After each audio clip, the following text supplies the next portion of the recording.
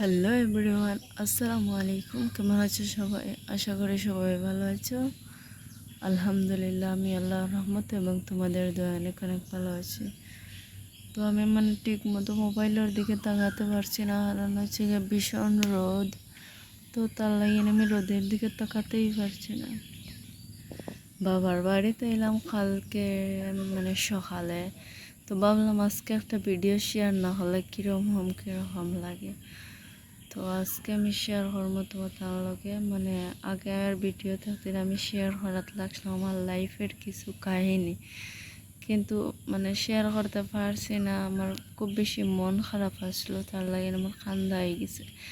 তবে আজকে আমি আমার মনটা খুব বেশি শক্ত করিয়া বইয়া ভাবলাম তোমার লগে একটু শেয়ার করি কিছু, শেয়ার করে তোমার লগে হয়তো আমার মনের ভিতরে যেন একটা জিও আছে, যেন কষ্ট হয়তো থাকতে পারে, ওটাও একটা শান্তি লাগবে।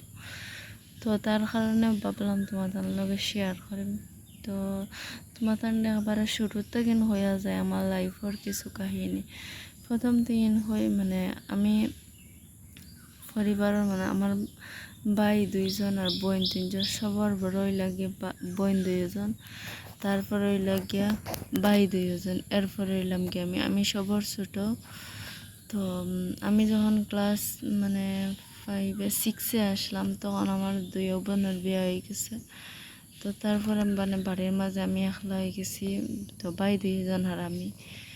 তো তারপরে আমি পরে একলা, তো পরে আর স্কুলে যাই আর বাড়িতে আসলে একটু মারে সাহায্য করি আর খামো। তো তারপরে ওরকম আমার দিন যার। তারপরে বাড়িতে মোবাইল হতবিল দেখলাম, টাইম পাস করলাম। হেতু তখন আমি কারোর সাথে কথা কইতাম না। তো যখন ক্লাস 10-এ উঠিলাম, অনেকেই আমার বলতো যেন মাতার লাগিয়া, কিন্তু আমি মাতিতাম না। আমার একটাও সবচেয়ে অন্য কারোর লাগে মাতার আগে আমার একটাও মাথা তাইতো যেন আমি সবার ছোট, আমার লগে সবার আশা, আমার উপরে সবার আশা, আমার উপরে সবার আশা ওখানো আর কি, যেন আমার বড় করে বিয়া দিতা, তারা শখ সব পুরা করতা, ওটাও আমার মাথাতে রইতো। তো তারপরে আমি যখন ম্যাট্রিক দেওয়ার পরে এইচএস ফার্স্ট ইয়ারও যাই, তখন তখন যাই বেশি সময় স্কুলে থাকতাম না, কারণ বেশি সময় স্কুলে রইতে ভালো লাগতো না, বুড়া লাগতো, স্কুলে পড়া বেশ হইতো না। তো সরি, আর একটা বলে গেছি। তো এক্সাম শেষ রেজাল্ট আউট হওয়ার পরে তো অ্যাডমিশন নিতে লাগে। তো আমার বেড়া লাগিয়ে আমার যেখানে ইচ্ছা আসলো অ্যাডমিশন লইতাম, ওখানে আর পারলাম অন্য স্কুলে গিয়ে অ্যাডমিশন লইলাম, যেখানে আমার মূলত আমার ঘৃণা লাগতো স্কুলও অ্যাডমিশন লইতে, স্কুলটা ব্যাড বালা না আর কি।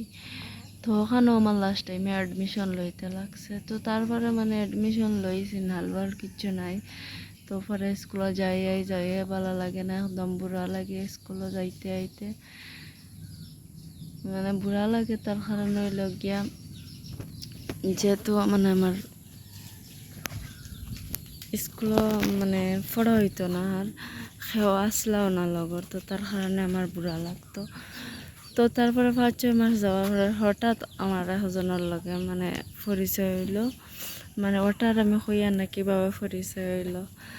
তো পরিচয় হওয়ার পরে আমরা ফার্স্টেও মাতছি না, আমি অনেকেও কইছে, কিন্তু পরে জানি না ওর প্রতি আমার কিতা এত জয়াইলো যেন আমি ওর লগে মাতি লইলাম। তো মাতার পরেও আমার জানার ভিতরে যেন একটা জ্বর, যদি আমার মা বাবার স্বপ্ন আমি পুরা করতে পারি না, আমার ভাই বোনের স্বপ্ন আমি পুরা করতে পারি না, কিন্তু এমন হয়েছে পরে যেন আমি ওরে ছাড়া আমি অন্য কাউরে আমার ভাবতেও কিতা হইতাম তোমার তান্ডে, আর খুব কষ্ট লাগে। তো তারপরে আমি আমার মা বাপে সবসময় ভালো লাগে না চাইন যেন আমার মেয়েটা অন্য গিয়ে যদি দুঃখ পায়, তো একটা আফসোস সারা জীবনও রইব।